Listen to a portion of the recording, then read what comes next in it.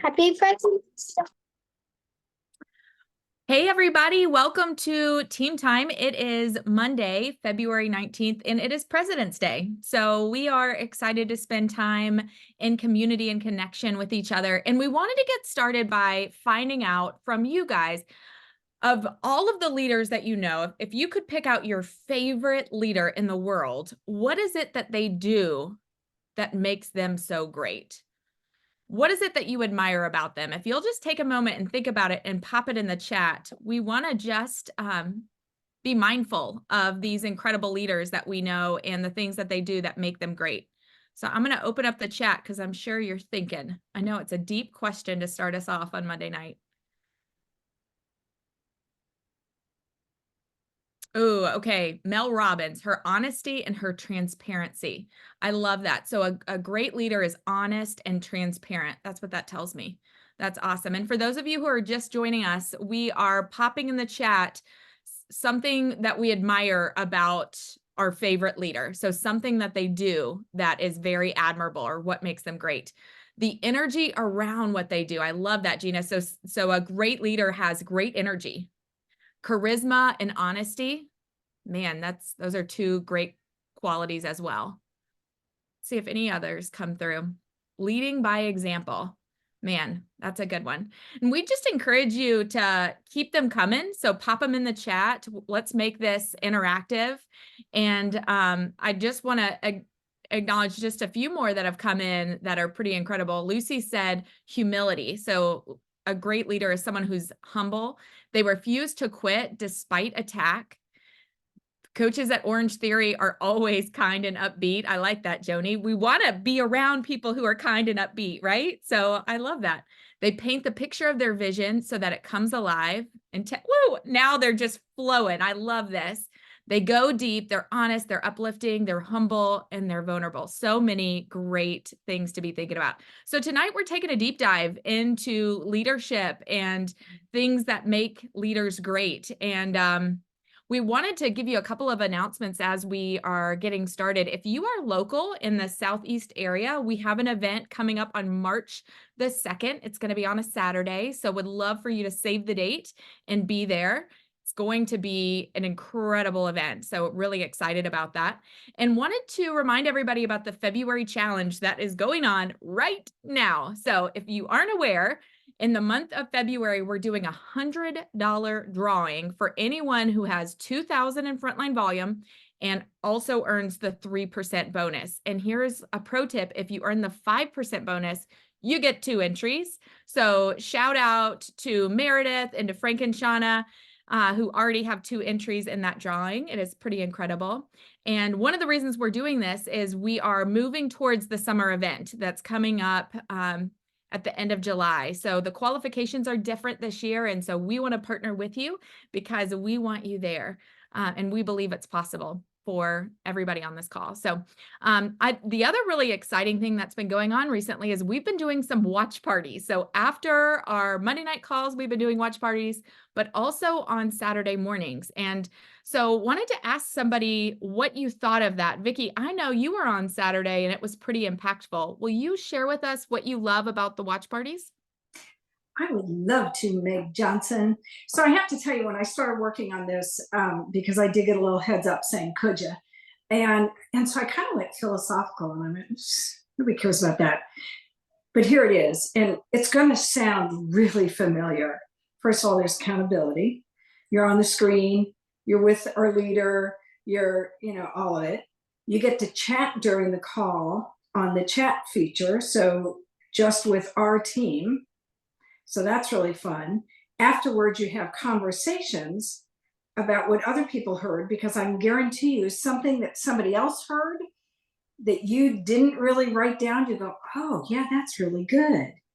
And then the last thing is just more fun. Look, I'm here with you all tonight because y'all are fun. And I like that. And I know you like it too, because you're also here. So it kind of reminded me of what we tell our clients of things that they should do. Just saying. So I'm gonna kind of pretend I'm Meg for just a minute because she introduced me. So I double dog dare you All right, I triple dog dare you to be on the watch party call on Saturday. And the only thing I'm going to say is, I know, if you have kids, you have sports, you have activities, you have all the alls. I get it. But I think we all know that there aren't too many of us that actually go back and watch the recordings.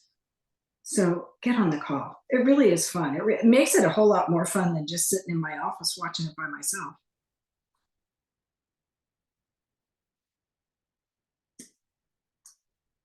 That is so good. Thank you, Vicki, for sharing that with us, and we'll love your triple dog dare, and you're on. So it'll be cool. I bet we'll triple the numbers on Saturday as well. Well, Dee, I know you've got a lot to share with us tonight on the 5 different ways that we can lead with purpose, with vision, with impact. Will you share some of those with us? Yeah, absolutely. I loved the comments coming in, what you guys admire and whoever your favorite leader is in the world. And I love how we gave it a little time, what really started coming through. And great leaders, as well as providing guidance, direction, inspiration. That's what we're doing, right? As coaches for other people. But as well as that, they exhibit courage, they exhibit passion, confidence, commitment, ambition. And if you really look at top leaders, there's a series of things. And what we wanted to do is give you 5 things that we think are a common denominator with leaders who lead well. And when we talk about a leader, it's leading yourself well, leading your clients, leading by example in your community, your household, whatever it might be. So I encourage you to get a pencil or a pen and write these down, because we will number them out for you. But the first one is, well, actually, I was going to back up for a second. A lot of us on this call might be thinking, I don't even know if I could be a leader. Like right now, I don't know that I'm even leading myself well. My scale doesn't look the way I think it should. My business doesn't think the way that I think it should. And all sorts of stuff could start going through your mind. But this is part of the challenge of leadership, right? Like a good leader, you never find anybody that gets to the top of the mountain that says, wow, whew, made it. And it's clear sailing from there, right? There's just more mountains after that. So, so fears, lies you might tell yourself, shame, all of that is going to block your creativity. It's going to block your purpose. It's going to block your ability. So if we can let some of that go tonight and then get that pen out, we'll talk about what we're going to talk about. But the first thing is that we know for a fact that a leader is going to lead with purpose and with intention. And when Meg and I were really thinking about our team and who really does that well, we both instantly thought of Gina Manley. So Gina's going to share with us a bit kind of what drives her to continue to show up with that purpose. Thanks, Dee.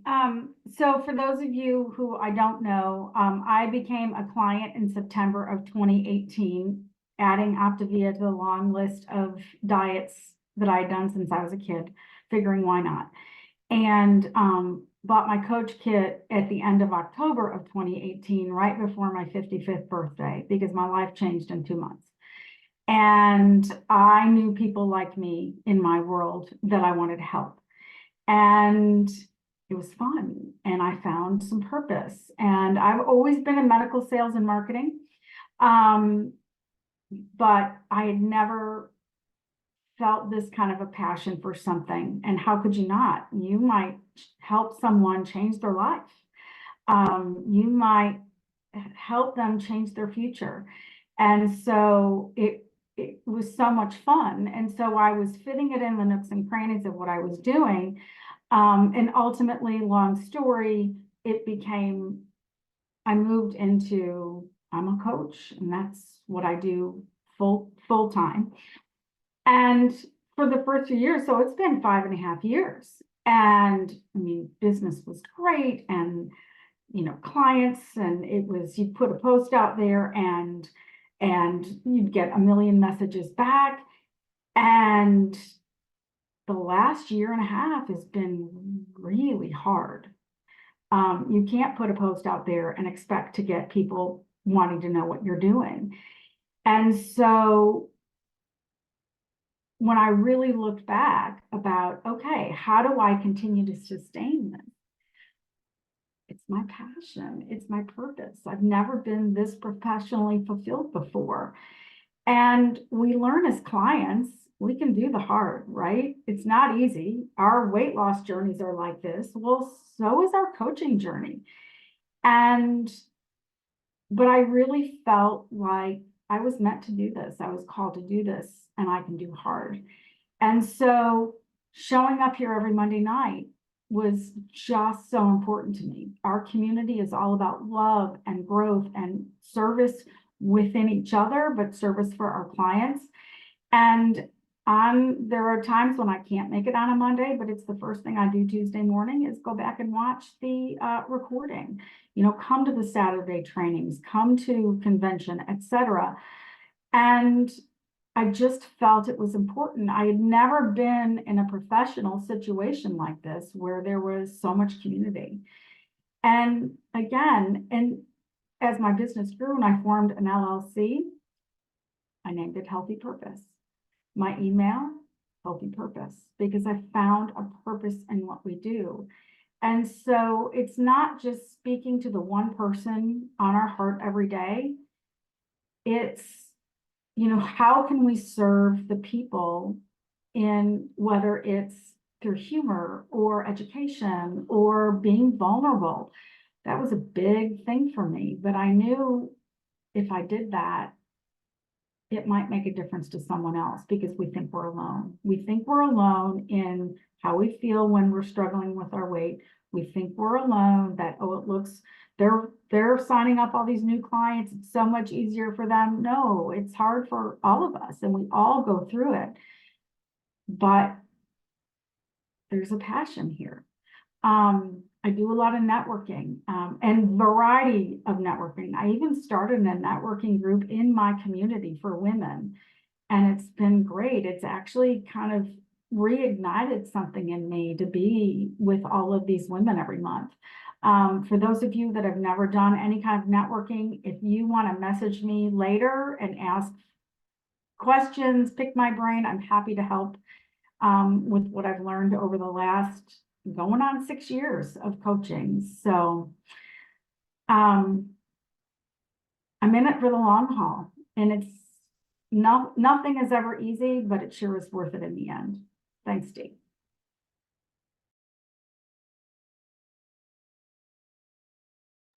Oh, thank you for that, Gina. Beautifully stated. Beautifully stated. All right, we are going to let the awesome Meg Johnson take it from here.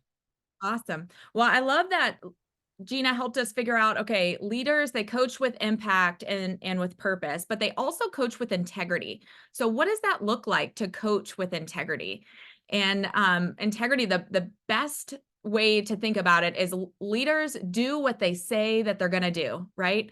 And so on the health assessment, right, when we're talking to our clients about what our clients get to receive, what do we talk about? They get a coach that calls them every week, right? They get newsletters with support. They get the community. They get the Monday night calls. They get all of these things that we share with them on that share call. And I just want you to reflect on, man, are there some areas that you might benefit from tweaking a little bit? Are there some areas that you might be a little bit out of integrity? And we don't share this to shame you or make anybody feel bad. I'm sharing this really because I heard this recently and it put some fire on my fanny, right? Because I was like, oh gosh, that's right. I do believe it makes a difference, right? So wanted to share that. The other thing that leaders do when they are in integrity is they talk to their health coach. So how long has it been since you've talked to your coach? And maybe it's time to make that a priority again, because we know that accountability works, right? The other area that leaders have integrity is in public. What we love about Dr. A is the guy we see on the stage is the same guy we meet on the street. It's the same guy we see at a restaurant, right? He's the same every time we're around him. So how about you? And how about me? What are we like in public when we're around our clients? Do we make it easy for our clients to stay on plan when we're with them? Or are we a stumbling block for our clients when we're around them? I know for me, I've been both in the past, right? So again, it's just something to be aware of, because we always want to be people of integrity. The other thing to be thinking about is, how about with celebration calls and tips calls and coach explorers? I know so many of us are big proponents when we're working with our team, or we're talking about, man, they're so important to do. Are they actually things that you've been doing recently? And if not, that might be an area that you want to consider changing up this week. Maybe you want to do one or two of those this week if it's been a while. I would encourage you, pick a couple of things that we have talked about already tonight and that we will talk about, just areas that you want to tweak, because we are always, like Gina said, we are always growing and always getting better. Dee, I know there's another area that you're really passionate about where coaches step into. Will you share more about that? Yeah, and that was beautifully stated, Meg. Yeah, the other, so number 3, you guys, is great leaders are going to always continue with intention and with a vision, right? There's scripture that says, without vision, the people will perish, right? Like, so that is something that's critical. So without sounding like a broken record, one question might be like, are you doing your monthly action plan consistently? Or are you kind of skating through hoping it will turn out? Right. And people have shared with me that they, I don't know if I want to do my map because it depresses me or whatever. And my encouragement would be, could you look at it as just an objective tool without attaching yourself to or a story to what it means and perhaps it means about you? And look at it kind of like your gas gauge on your car. If it's, 3/4 of the way down, it tells you, something. If it's on E, it's telling you something. Your map is just going to tell you where you need to focus on your business. But leading with intention, it also involves having an abundant mentality. If you think of a good leader, when a little competition comes along the way or whatever, they don't crawl in a hole and feel sorry for themselves, right? Like, it's about agility and keeping that mind open. So scarcity, you can equate with fear, right? It's fear, whether it's a fear of your income, whether it's a fear of your rank dropping, whatever. A scarcity is going to block us and create tension within us, and we can't flow. Right? We can't flow when there's that kind of tension.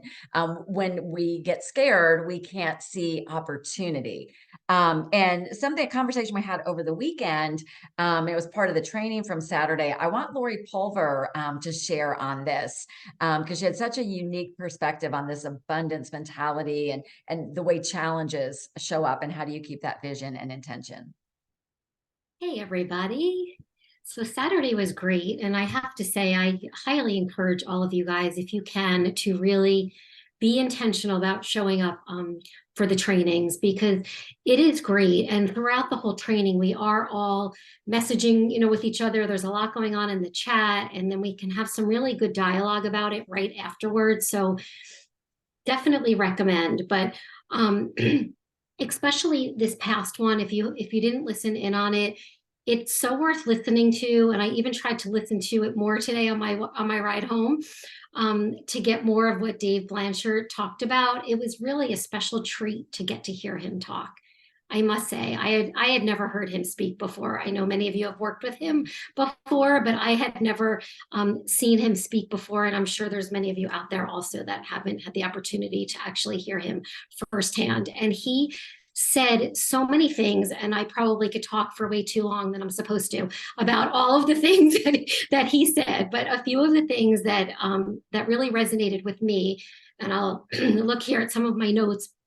But one of the things he talked about, as we all know, he's part of the whole Habit Finders group and does all of the assessments. And one of the things he said that we need to change our habit of thinking when we get a client who might put in an order, the next day cancel, specific instance happened to him, or somebody that might cancel their premiere on us. And then the minute that we get that, I don't know about you guys, but I do feel that way. And I will self-admittedly say that you get the wind taken, the wind taken out of your sails, right? And it's just so deflating when somebody cancels and you're so sad, and it really takes you down that notch. And he said, really look at it as an opportunity to kind of really think about the fact that that person really wasn't ready at that time. And we've heard that in other trainings and things, but that person really wasn't ready. And we don't want to really harbor our energy on why they canceled and what was wrong and all of the things, because, just in order to get another client so that we could increase our volume, basically, is what he said. And that the price of that volume is way too high. Like, we don't want to focus our energy on that person who really isn't ready. So move on to the next person who is ready, and really shake that off and be in that mindset way of thinking, and not to let it get the best of you. Really just move on. And it's hard to do, but it's just something that we have to retrain our thought process and our habit of thinking. So that was that. And I'm not sure, Meg or Megan D, there was a lot more that I could go into, but I'll probably keep it at that for now, because there's many more quotes. But I encourage you all to listen to it, because each time you listen to it, you're going to get more and more out of it.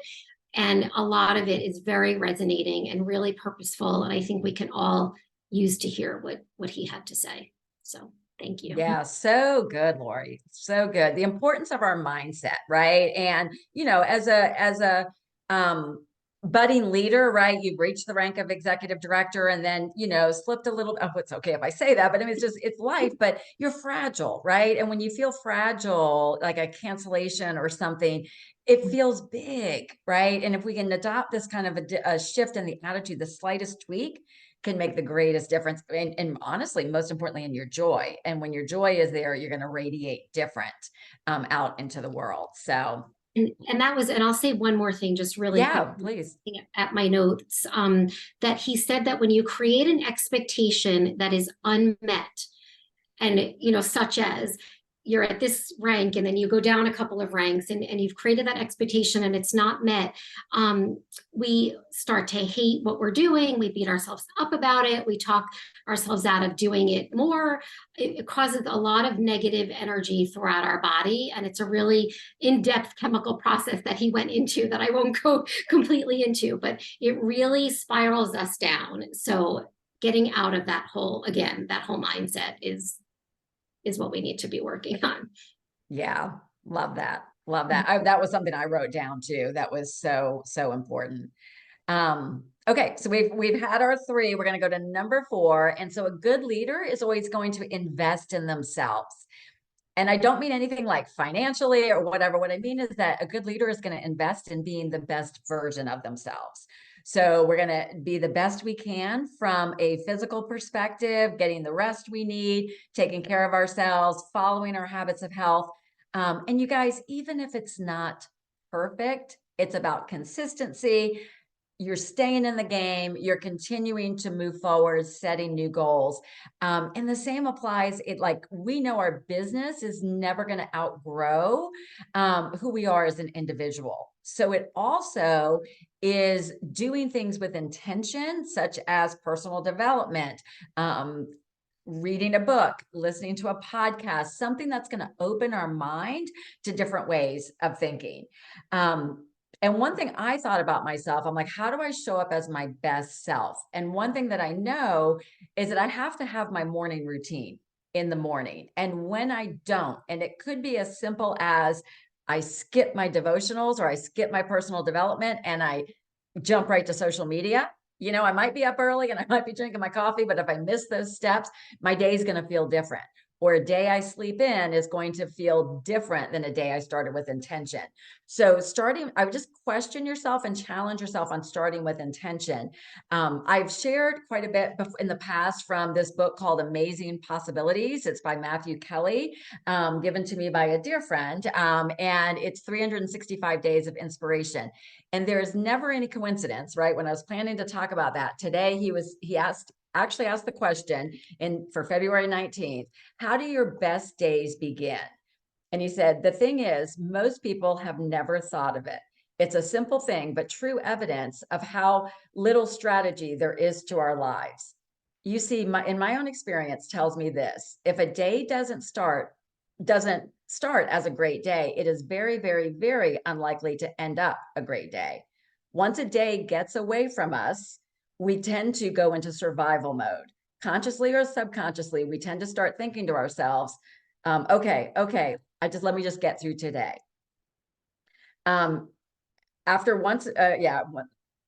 It's difficult to alter its momentum, and it takes a lot of energy and attention to shift the energy of a day that has already gotten away from you. All this leads to the conclusion that it's best to take some time to set up your day. In doing so, we give that day the best chance it has to be a good day. So that's what I've got on that, Meg. How about you? I love that, Dee. And one of the recent analogies I heard that really stuck with me was that nature shows us we only give fruit from the overflow. So like an apple tree, if it's not taken care of, there's not going to be any fruit, right? Like it's not going to produce apples. And so I love that thought for ourselves and how, we can't be vessels who are serving and growing if we're not treating ourselves well. So just felt the urge to share that with everybody tonight. So the fifth thing that leaders do is they adapt and they innovate. They are always on the lookout for things that need to be changed, right? We know the one thing that's constant in this world is change. Things are going to change, right? And there's this quote we say in Optavia all the time, and that's the person with the most flexibility is the person that wins. So what we are trying to do as leaders is we're trying to stay in creation, try to figure out what works and adapt and innovate. And I want to do that tonight by even cutting off a little bit of what I was going to share to adapt and innovate with you guys on what has really stuck tonight. We want this to be collaborative and we've got some time left. So would love to hear from you guys tonight. Pop off mute and share with us what stuck out to you. What is it that you really feel a stirring in your heart on?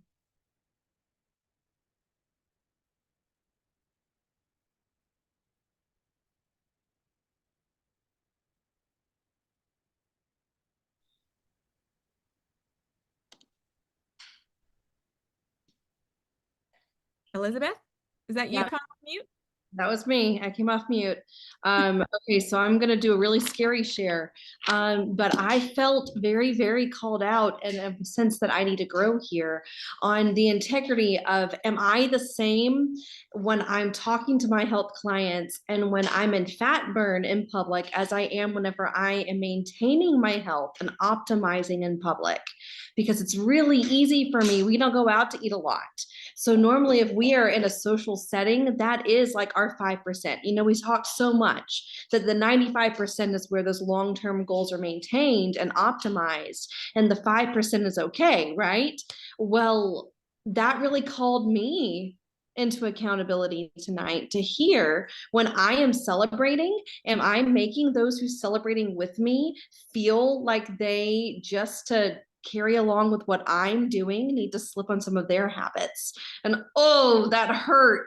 But I think that is room for growth that will further my integrity as a health coach. I love that. Thank you for sharing.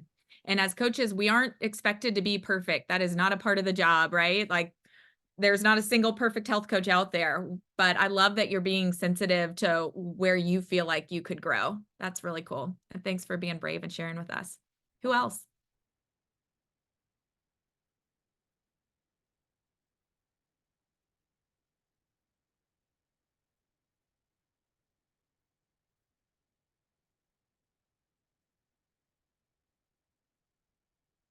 Lori Pulver, come on, girl. I'll unmute myself. I think also with coaching with integrity, I loved the list that you guys gave, and I really loved everything of this list that you guys provided, to the point that I want to go back and write down some things that I couldn't write down quickly enough. But I think just reminding, one of the areas that I forget, and Julie can attest to, where are you, Julie, on the screen, that I don't always do the celebration calls. Like I just get caught up and I'm so busy, and a lot of my time at night is my client calls. And but I should make that time for my client calls during my time with Julie. And she does remind me of that. And it's something that I really need to focus on. So I think I'm doing a lot of the things on the list that you had said, but there's definitely some areas that I can tune up also. So it was really good reminders. So thank you. Thank you, Lori, for sharing that. Kelly. I wanted to mention something that is going to be happening this weekend with me and a couple of other coaches on here that are on my team. Is we're going to a retreat, a ladies' retreat for our church this weekend. And there's going to be food there, and there's going to be a lot of junky food there. And we have all talked about what we're going to take to eat, and have let them know that they don't need to provide for, as much food, because we're not going to be, there's some of us, there's like 4 of us that are not going to be eating all the food that they bring. So we're talking about what we are going to bring for ourselves that, we'll be lean and green, and we're going to participate in all the activities with everybody else, but we're just not, we're not going to have all of the, whatever pasta and junky stuff that they're having. And so, and we could, but a lot of those folks watch us all the time. They're at our local congregation. They watch us a lot, and they pay attention to what we eat and how we behave when we have potlucks at the church building or any of their events and stuff. And so just paying attention to what we're doing. So it's important for them to see that we're having fun and we're not feeling deprived, and we're eating good, healthy, fun, good tasting food. And of course, we're taking our feelings too, but you understand what I'm saying? It's like they get to see it in action and see how it works and see how well it works right there in front of them. They get to see how that works. And so I think that's great. And then they see us all doing it together. We're all doing it. It's not just one, it's that we're all doing it. So I think that says a lot, and people see the integrity there. And they see that, we really practice what we preach, so to speak. That's beautiful. That's beautiful. Thank you for sharing that, Kelly. I think that models the intention, also models taking care of yourself, right? We talked about investing in yourself. That takes time to plan it, bring what you're going to bring, to make that commitment. So that is what a good leader does, right? You're showing up well for yourself, and you're showing up well for others, right? And you could even blend in the vision and whatever, right? Because you realize the ripple effect it may have on others. So, well, thank you guys. So glad you guys invested in yourselves to be here. We hope that these meetings are bringing you value in terms of connection, community, inspiration, and most importantly, what can help you take your next step to be the best version of you. We are going to do a watch party. I'm going to end this recording, and we're going to stay together. If you can, encourage you to join us, to stay on with us for the Monday night community call. We'll watch that together. You can utilize the chat feature, and then we'll hang on just for a few minutes at the end just to debrief on it. So that and this call. So great to see you. Thank you to everybody who shared tonight. And let me stop this and move on to the next.